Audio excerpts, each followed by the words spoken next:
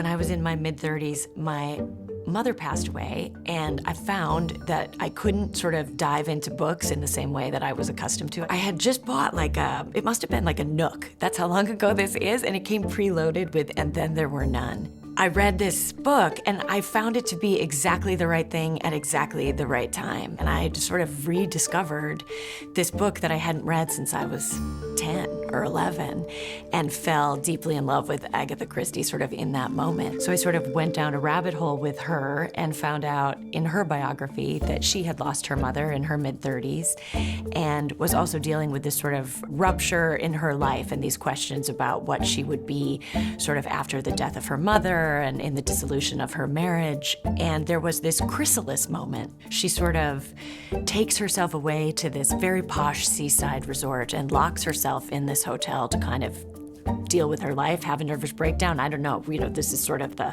missing time that we can all sort of speculate on what happened during those days. But that at some point when she emerges from that hotel room, she emerges ready to transform.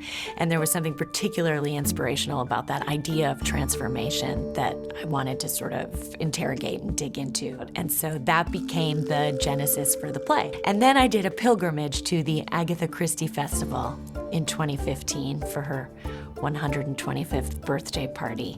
And that's just a weird and wacky, wonderful place. And that sort of helped to kind of frame the piece and what Lucy's journey would ultimately be and how Lucy and Agatha might connect.